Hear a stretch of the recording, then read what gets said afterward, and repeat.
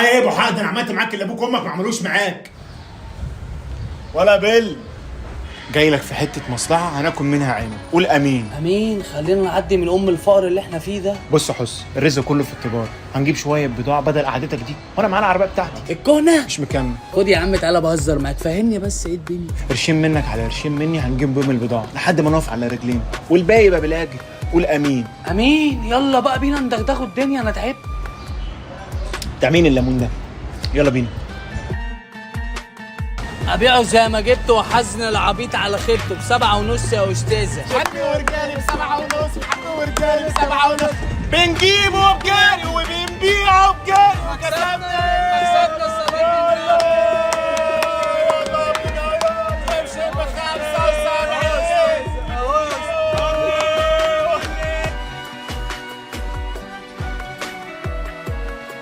لو لسه فيك حيل احنا في سيدي جابر الصبح وليل. يلا بينا، يلا الواحد ب10 غير، يلا بينا حبيبي واطفال، يلا كباب، يلا شرابات، يلا بينا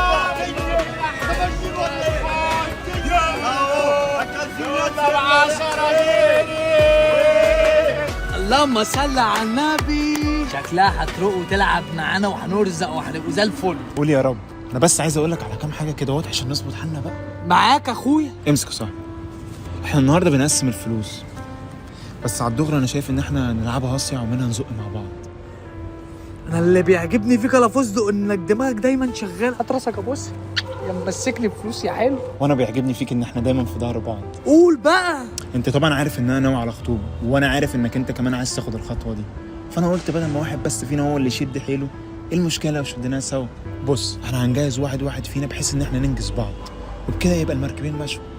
ايه الدنيا؟ ثانيه بس انت يا صاحبي مش مضطر تعمل ده، فمشي الدنيا زي ما هي يالا يا عبيط، طالما ربنا بيرزق يبقى ليه ما نقفش جنب بعض؟ قول بس انت امين. امين امين. امسك يا صاحبي. ايه ده؟ ايه ده اقل من حقي بكتير. ايوه، ما عشان جه دوري وعشان اظبط حالي واجهز نفسي زي ما عملت معاك. لا يا صاحبي انا عايز نصيبي. فاكر لما قلت لك انك مش مضطر تعمل كده ولا ايه؟ مش مضطر ازاي يعني؟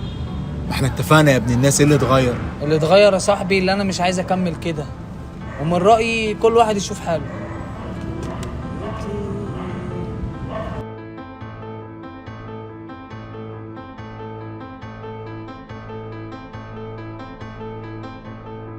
يا جماعة ما توحدوا الله كده في ايه؟ لا اله الا الله.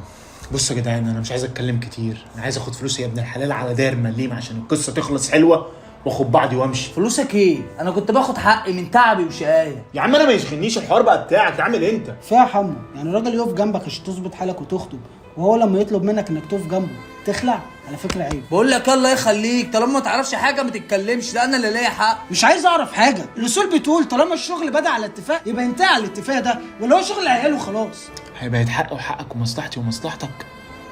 طب يا ريتها كانت ماشيه بحسبه عدل، دي كانت حسبه كلها طمع وجشع وانانيه. انا نايم اني بطلب حقي يا عم، ما تشهدنا. حق ايه ابو حق؟ ده انا عملت معاك اللي ابوك وامك ما عملوش معاك، بس هو الموضوع بيجي عند الفلوس والدنيا بتتغير. يا عم انا قلت لك في الاول مش عايز منك حاجه. صلوا على النبي يا جماعة، انتوا اخوات في ايه؟ عندك حق، احنا كنا اهل واصحاب واخوات لحد ما دخلت بينا الفلوس، وبدل ما كنا بنتكلم بصيغه ان احنا واحد، احنا بنتكلم بصيغه حقي وحقك. ماشي يا ابن الناس، خليك لوحدك. ايوه حقي، ولا انا المفروض اسيبهولك عشان تبقى مرضي؟ حقك وصلك وانا وقفت معاك، وانت من النهارده بالنسبه لي موت. عاجبك كده؟ يا عم اقعد.